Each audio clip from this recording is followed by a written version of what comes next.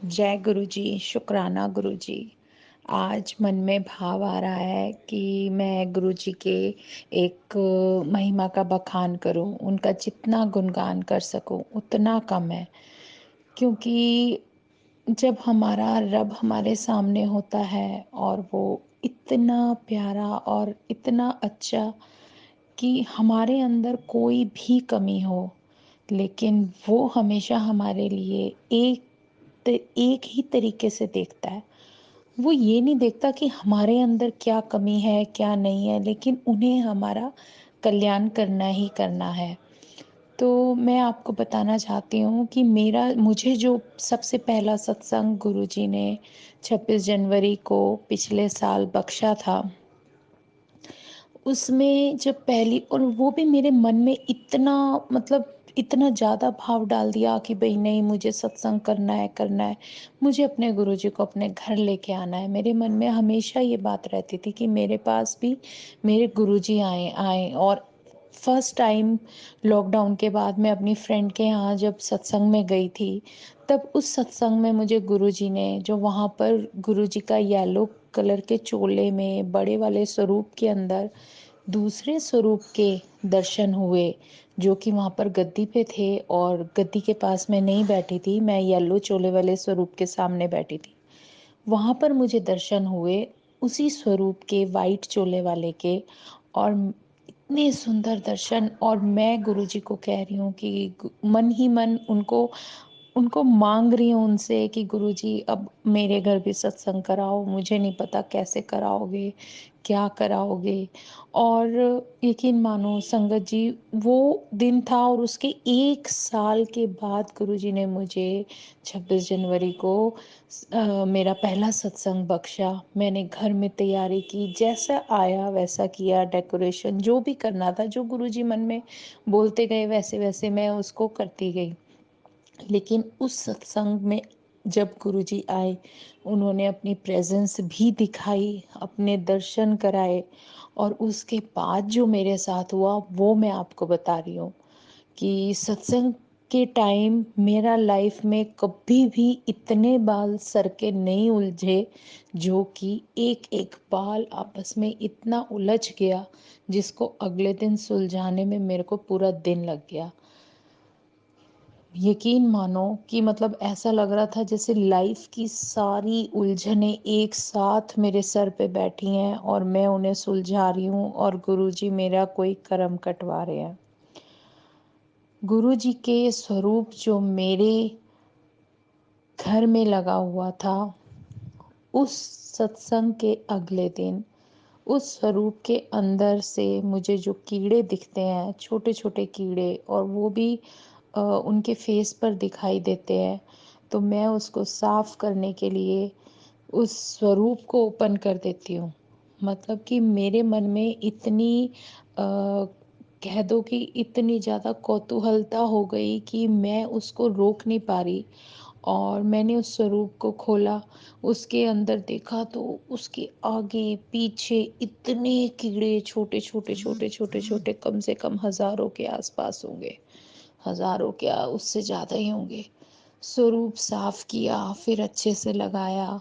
मतलब ऐसा, मतलब गुरुजी कुछ ना कुछ मुझे साथ में ये भी दिखाते जा रहे थे कि देख, मैं जब तेरे घर में आ गया हूँ, तो तेरे घर की जो नेगेटिविटी है वो मैं कैसे दूर कर रहा हूँ।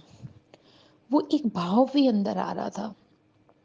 तो स्वरूप साफ किया, और मतलब नेक्स्ट डे जब घर में गेस्ट आए, 2 संगत आई, वो मेरे पास मिलने आती हैं गुरुजी के दर्शन के लिए, क्योंकि उन्होंने अपना कलश रखवाया था, तो वो कलश जल का लेने आए थे। उस जल के कलश को लेने के लिए जब वो संगत बैठी थी और मैं उनके लिए चाय प्रसाद बनाने गई, संगत जी, मेरे ऊपर जब मैं चाय लेके जा रही हूँ तो वो जस्ट कि ऐसे किचन से निकलने के बाद ही ऐसा लगा जैसे किसी ने एकदम से ऐसे उछाल के हाथ मारा और वो पूरी चाय मेरे सीने पे गिर गई। उबलती हुई चाय कप में गरम गरम।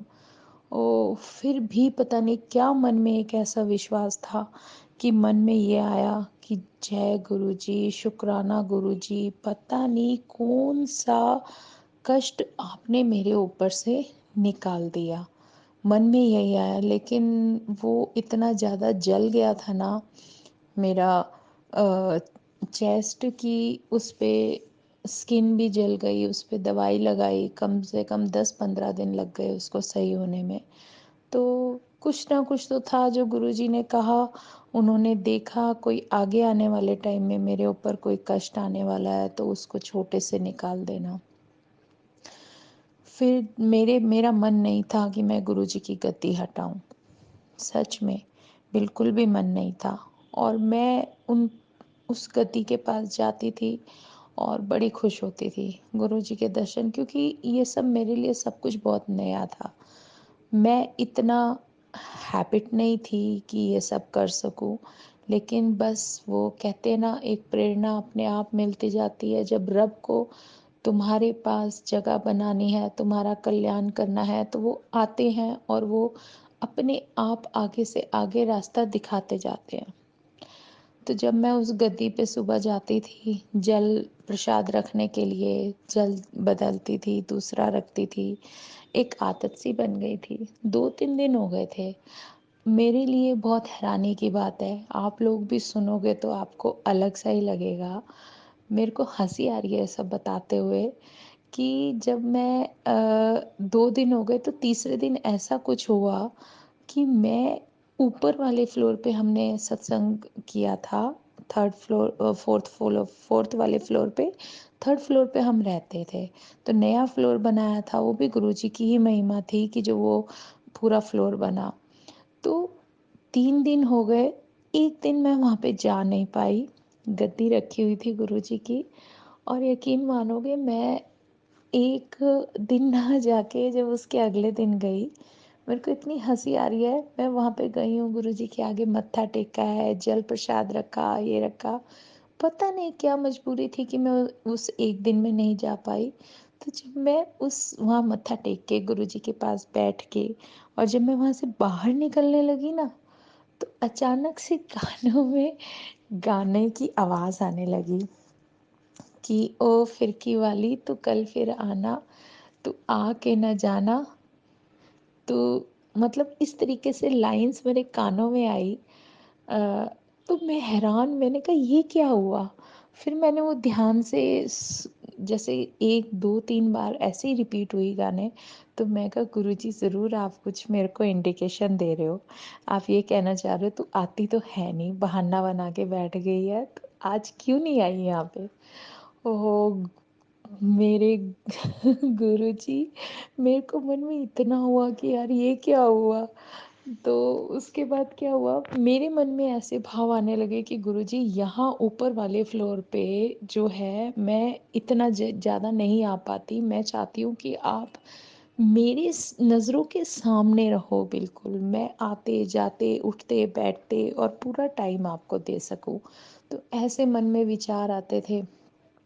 तो क्या हुआ, जो गद्दी थी उस पे कभी राम लिख जाता था, जैसे कि कोई गद्दी के ऊपर गुरुजी के स्वरूप के सामने, जो गुरुजी की गद्दी का जो वो चोला था, उसके ऊपर दबा हुआ, जिसे कभी राम लिखा है, कभी जय गुरुजी, ऐसे करके वर्ड्स मेरे को दिखने स्टार्ट हो गए।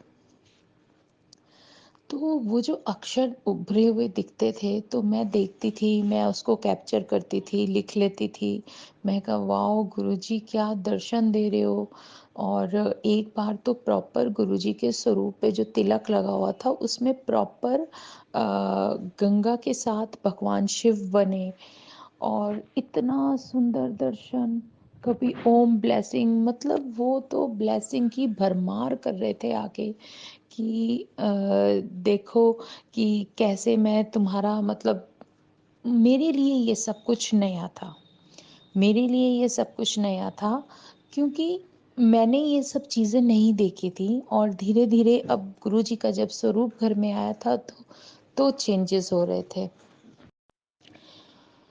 तो ऐसा था कि मैं इतना सब कुछ धीरे धीरे धीरे धीरे उनके साथ रहने की आदत हो गई, गुरुजी को फ़ील करने लगी, उनका एहसास मुझे मिलने लगा और उसके बाद फिर मेरा मन ऐसा करता था, मैं कहा गुरुजी आप तो परमानेंट ही मेरे पास ऐसे कुछ मतलब कुछ करवाओ कि मैं नीचे वाले फ्लोर पे आपकी गद्दी लगा सकूँ।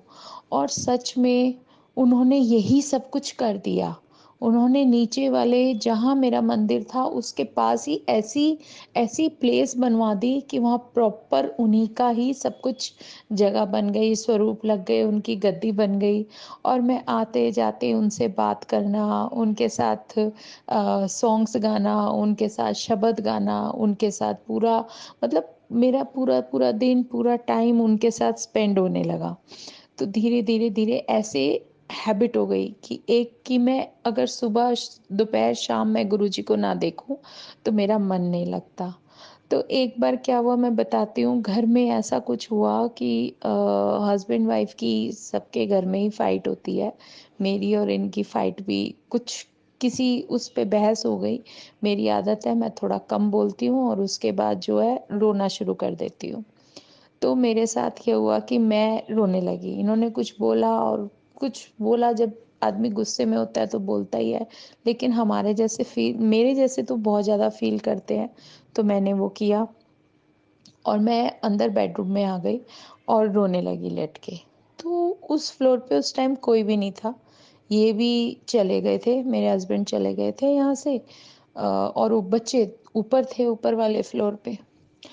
तो अचानक से मुझे कानों में आवाज़ आती है सॉन्ग की, जैसे कि कोई गा रहा था कि जन्म जन्म का साथ है निभाने को, सौ सौ बार मैंने जन्म लिया। मुझे ऐसा लगा कि शायद बाहर किसी ने, क्योंकि वो वर्डिंग्स, वो गाना बिल्कुल एज इट इज़ मेरे कानों में चल रहा था और इतना अच्छे से प्ले हो रहा था कि मुझे लगा कोई मुझे चिढ़ाने के लिए ना ये गाना ना बाहर टीवी में चला रहा है। मैं उठ के बाहर आती हूँ और देखती हूँ वहाँ तो कोई भी नहीं है। मेरे को फिर ये गाना कौन गा रहा था? देखा तो ड्रॉअर भी लॉक है और बच्चे तो ऊपर ही थे, नीचे कोई था ही नहीं। तो फिर बाद में मैं खड़ी थी ड्राइंग रूम में तो मेरी नज़र गई गुरुजी के स्वरूप की तरफ। ओह! फिर मैंने सर पकड़ा, मैं कहा ओह गुरुजी, आप मुझे खुश कर रहे थे। कई बार क्या होता है कि जब हम बहुत ज़्यादा परेशान होते हैं ना, आप जब अपने रब के साथ टाइम बिताते हो ना तो धीरे-धीरे वो आपको ना परेशान नहीं होने देते। जहाँ आप परेशान होने लगते हो ना या उदास होने लगते हो, वहीं वो सडनली ऐसा कुछ कर देते हैं कि आप हँस पड़ोगे। वो सिर्फ़ आपको खुश देखना चाहते हैं। वो हमें भी ये बताना चाहते हैं कि आप जितना हो सके खुश रहो, क्योंकि तुम्हारे रोने से, तुम्हारे टेंशन करने से तुम्हें कुछ नहीं मिलने वाला। तो जितना हो सके उतना अपने आप को कूल रखो। अगर एक कहते हैं ना ताली एक हाथ से तो बजती नहीं है, एक कितनी देर तक बोलता रहेगा, तो तुम चुप रहो। इस तरीके से धीरे-धीरे गुरुजी ने इतना मेरे को चेंज कर दिया, इतना चेंज कर दिया मेरा ना बोलने का और वैसे ही बिल्कुल ही ख़त्म कर दिया। मतलब कोई अगर सामने कोई कुछ कह रहा है तो बिल्कुल चुप। और फिर सोचने का तरीका, कोई तुम्हारे बारे में क्या कह रहा है, कहने दो, कहने दो, ये उसका थॉट प्रोसेस है। ज़रूरी नहीं है कि जो हम सोचते हैं कि सामने वाला भी हमारे बारे में वही सब सोचे कि जो हम सोच रहे हैं, वो भी उसी तरीके से सोचेगा। लेकिन हर किसी का थॉट प्रोसेस अलग है।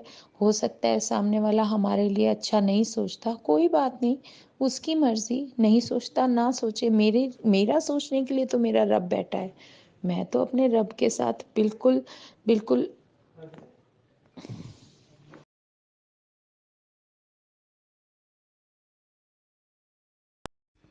मस्त रहती हूँ अपने गुरुजी के साथ। आप लोगों को एक छोटा-सा इंसिडेंस बताती हूँ कि कैसे हम अपने रब को महसूस कर सकते हैं और करते हैं। मेरा जैसे धीरे-धीरे कनेक्शन बन गया था गुरुजी के साथ।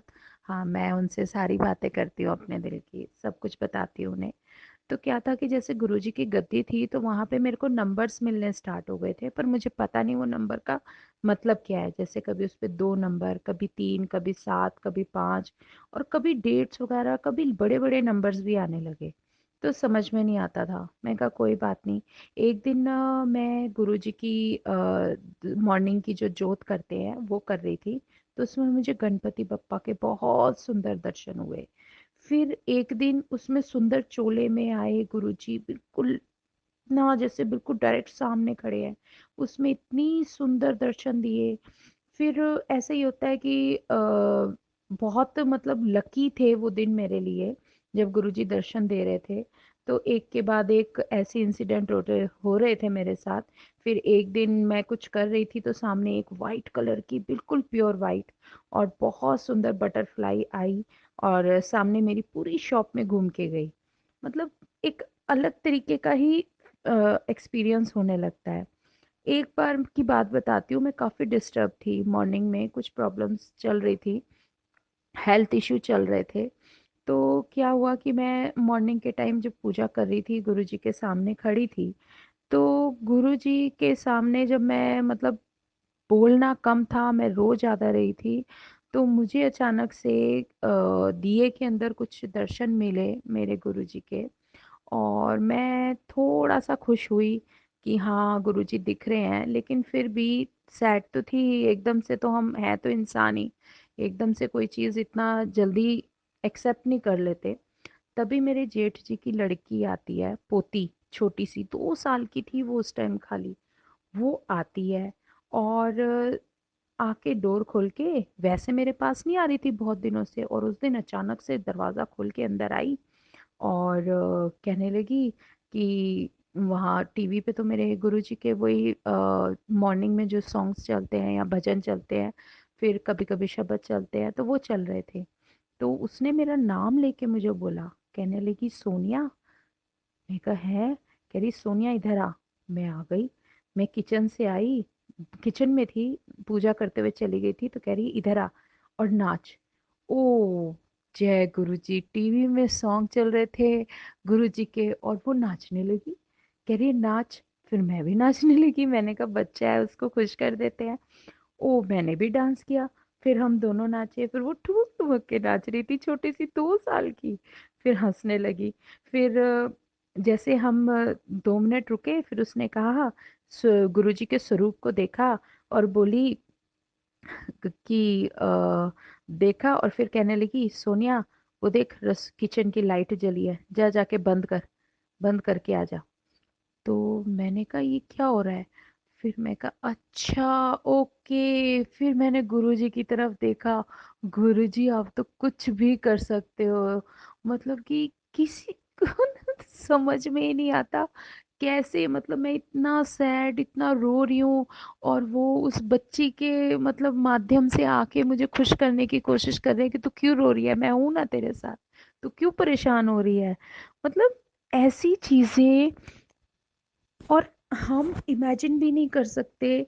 और जैसे कि आई और डांस करने लगी, और मतलब आंखों के सामने एक ऐसी मूवी सी घूमने लगती है। ऐसा लगता है जैसे पता नहीं जिंदगी में कितनी बड़ी खुशी मिल गई, सब कुछ बेकार लगता है उनके सामने। एक बार क्या हुआ, मेरे पैर में ना उंगली में ना चोट लग गई थी, लेफ्ट पैर में छोटी उंगली में चोट लग गई थी। वो स्लीपर की वजह से जैसे थोड़ा बहुत नीचे रगड़ लग जाती है, तो वो ठीक ही नहीं हो रही थी, बहुत दिन हो गए थे। तो क्या हुआ, एक दिन मैं बैठी थी उसको देख रही थी, मैं कहा यार ये सही नहीं हो रही। तो मेरी क्या आदत थी कि मैं गुरुजी का जो टीका अपने सर पे लगाती थी, उसे मैं थोड़ा सा लेके फिंगर पे लगाने लगी।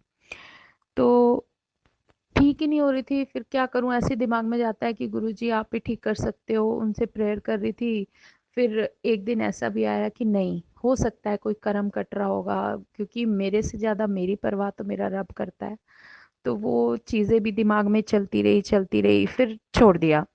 तो एक दिन मैं ऐसे ही फिंगर जैसे मॉइस्चराइजर लगा रही थी पैर में, तो मेरी नज़र गई, आप यकीन मानोगे संगत जी, जो मेरी फिंगर की चोट थी उसके ऊपर ओम बन गया।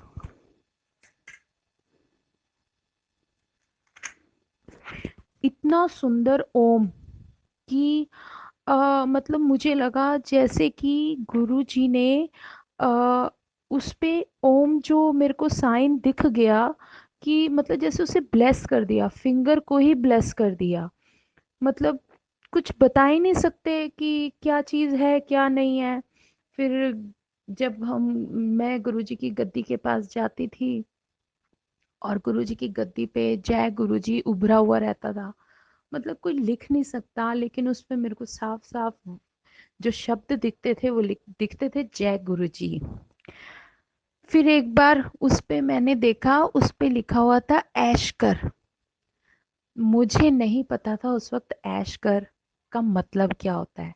वो तो बाद में कभी मैं शब्द सुनते सुनते, जब कभी कितने महीनों बाद जब कभी शब्द सुन रही थी, एक किसी का सॉन्ग रिलीज हुए जा ऐश कर, तो मतलब फिर सत्संग लोगों के सुने तब समझ में आया कि ऐश कर का मतलब क्या होता है। मतलब गुरुजी मुझे कॉन्टिन्यूसली ब्लेसिंग्स दे रहे हैं। मुझे मेरे पल्ले नहीं पड़ता क्योंकि मैं इतना जानती नहीं थी इतना गुरुजी के बारे में। और धीरे धीरे धीरे धीरे धीरे उन्होंने मेरे को ऐसा कर दिया कि सुबह होती है, सबसे पहले उठ के गुरुजी के स्वरूप के सामने आके उनको देखना, उनके स्वरूप को देखना, उनको स्माइल देनी, फिर उनके साथ थोड़ा बहुत बोलना, फिर चले गए, फिर मंत्र जाप लगा लिया। तो मतलब धीरे धीरे उन्होंने बिल्कुल चेंज कर दिया। अच्छा, एक चीज़ बताती हूँ। जैसे कि अ, मई पिछले साल मई की बात है कि मैं अपने फ़ोन पे ऑनलाइन सत्संग सुन रही थी, ठीक है? और सामने एक आंटी बैठी थी जिसमें कि मुझे शिव पुराण की वॉइस सुनाई दी। मतलब मैं कोई सत्संग सुन रही थी, लेकिन एक आंटी जो वहाँ पे अपना सत्संग कर रही थी ना, मुझे उनकी वॉइस नहीं सुनाई दे रही, लेकिन वो सामने बैठी हुई सत्संग ऑनलाइन कर रहे हैं। जैसे सपोज़ करो हम करते हैं, और मुझे वॉइस किसकी सुनाई दे रही है? शिव पुराण की। मतलब कि पीछे से कोई पंडित जी शिव पुराण बोल रहे हैं, वो सुन रहा है, आवाज़ वो है, लेकिन सामने एक आंटी सत्संग कर रही हैं, जो कि वो अपने वो बता रहे हैं, लेकिन मुझे उनकी वॉइस नहीं सुनाई दे रही।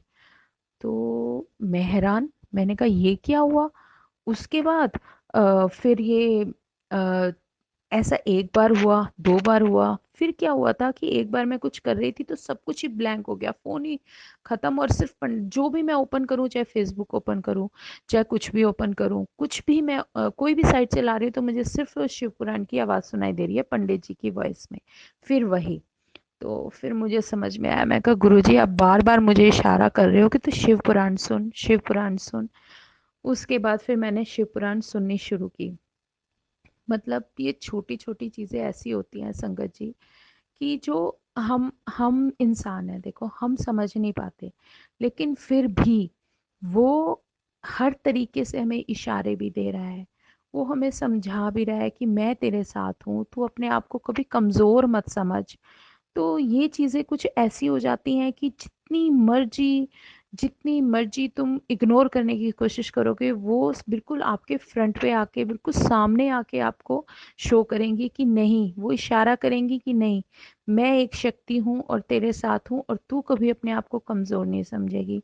मुझे मेरी लाइफ में हेल्थ इश्यूज़ बहुत रहे हैं, और हो सकता है कि ये कुछ, कहते हैं ना कि कुछ टाइम हर इंसान की लाइफ में एक ऐसा आता है जब उसे हर रिश्तों की पहचान हो जाती है।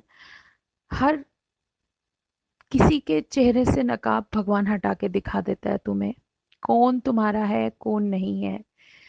कुछ टाइम पीरियड ऐसा था मेरी लाइफ का, और मैं तो कहती हूँ कि मुझे लगता था कि भाई पता नहीं मेरे पिछले जन्मों का क्या कर्मा था, कि जो मैंने ये सब टाइम सहा है, कि मतलब कहने को बहुत सारे रिश्ते होते हैं लेकिन साथ कोई नहीं देता। तो वो सारी चीज़ें जब सोचती हूँ तो सोचती हूँ यार, हो सकता है कि हमारे कर्म ही ऐसे, क्योंकि जब से गुरुजी से जुड़ी, गुरुजी ने एक चीज़ ज़रूर बार-बार समझाई कि सब कर्मों का खेल है। तुम्हारा पता नहीं कितने कर्मों का खाता तुम्हारा मेरे सामने खुल चुका है, और क्या-क्या चल रहा है, क्या नहीं चल रहा। लेकिन इस सब के बावजूद आप सर्वाइव करते हो, और हर चीज़ से ऐसे निकल के चले जाते हो जैसे कि एक बहुत बड़ा ओशन है, आप उसमें डूब रहे हो, और सडनली एक हाथ आता है और आपको हाथ से पकड़ के ऐसे निकाल के ले जाता है कि जैसे कभी आप डूबे ही नहीं, आपके ऊपर पानी की बूंद भी नहीं थी। मतलब मैं ये बताना चाह रही हूँ कि जब एक शक्ति तुमको पकड़ लेती है, जब वो तुम्हारा साथ देने के लिए आगे आ जाती है, तुम्हारे दिल की आवाज़ सुन के तुम्हारे पास आती है, तो वो सिर्फ 1-2 पल का या कुछ दिन का साथ नहीं होता, वो अब पूरी लाइफ का हो गया। क्योंकि जब से मेरे रब ने मेरा हाथ पकड़ा, जब वो मुझे शॉप पे दिखाई दिए थे, जब वो शेर के साथ आए थे, और उन्हें पता था कि मेरा अब आने वाला टाइम बहुत मुश्किल भरा है। मैं अपने शिव की दीवानी बचपन से रही हूँ। उनके अलावा मुझे नहीं लगता कि मेरा कोई कुछ कर सकता था। मैं बचपन से उनकी फ़ैन रही हूँ। हमेशा पूजा-पाठ जो भी करना, जो भी सीखा, जो दादा-दादी ने सिखाया था, या मेरी कुछ ऐसी लाइफ़ थी कि मैं अपने पेरेंट्स से अलग थी, अपने दादा-दादी के साथ रही हूँ। पेरेंट्स अलग रहते थे, अलग सिटी में, मेरठ में। मैं दिल्ली में पली-बड़ी हुई हूँ। और मैं अपने मेरे दादा-दादी जो हैं, वो भगवान के मतलब इतनी पूजा पाठ करते थे कि बहुत मानते थे।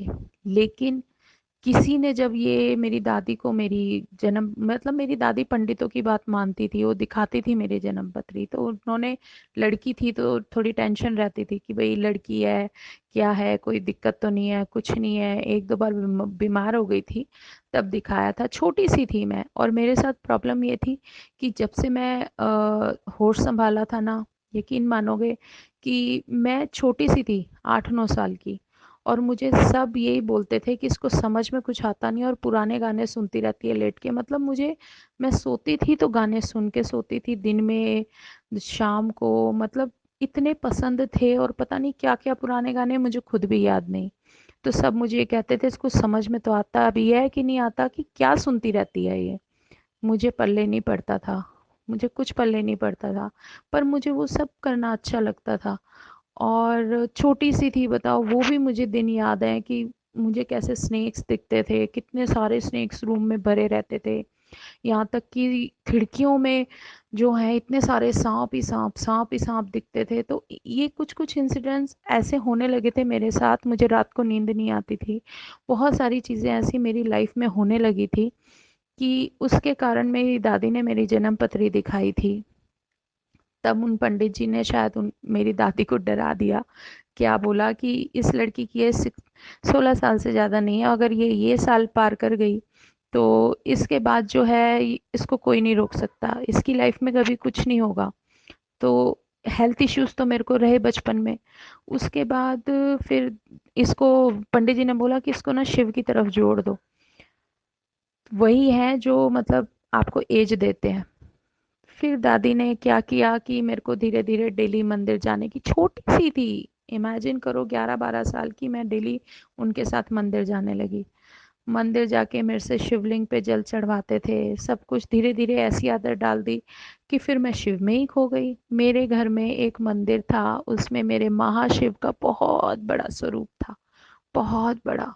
और मेरी आदत ऐसी हो गई कि मैं सबसे ज़्यादा करीब थी तो अपने उस महाशिव के करीब थी, उस महाशिव के करीब कि मैं, कोई ऐसे मन की बात नहीं होती थी जो मैं उन्हें ना बताऊं, सब बताती थी।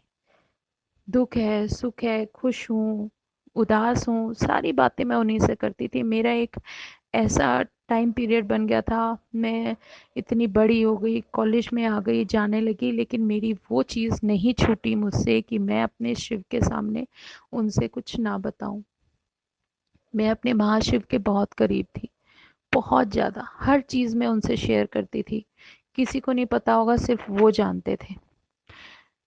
ऐसी ऐसी चीज़ें, मतलब कि मेरे घर में मेरे दादा दादी भी नहीं जानते होंगे कि जो मैं टाइम अपने महाशिव के साथ बिताती थी।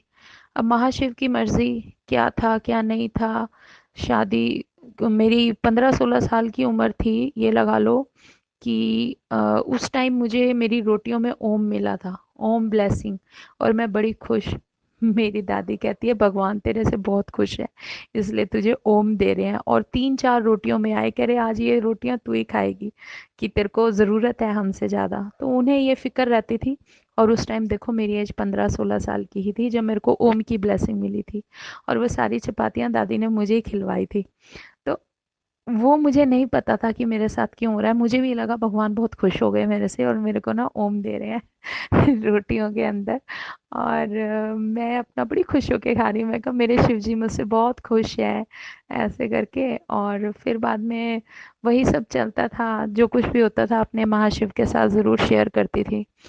और एक चीज़ अच्छी तरह से याद है, वहाँ पे कृष्ण भगवान की मूर्ति थी जिनको मैं कई बार राखी भी बांधती थी कि हमेशा मेरी रक्षा के लिए आना।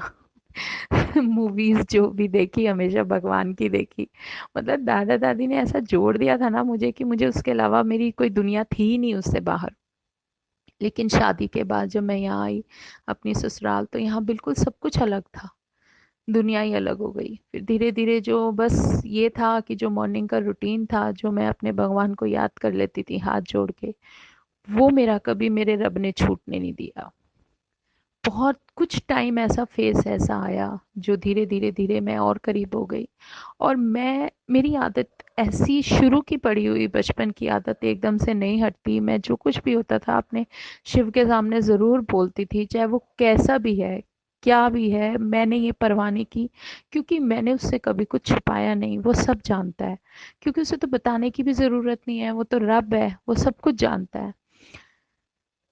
इतना सब कुछ करते करते सोचो कि अगर आपको एक दिन अचानक से पता चल जाए और पहचान हो जाए कि ये मेरा महाशिव है, आप, मतलब मेरे पास शब्द ही नहीं है ये बताने की कि अगर मुझे मेरा महाशिव मिल गया, वो मेरे सामने है, एक रूप लेके बैठा है, जिससे, मतलब, मैं पैदा भी हुई हूँ और उसके बाद से मैं इतनी उम्र हो गई मेरी, और मैं उससे इतना जुड़ी हुई हूँ, इतना जुड़ी हुई हूँ, मैं कभी अलग हुई ही नहीं। इतने साल, 50 साल हो गए उससे बात करते करते करते करते करते।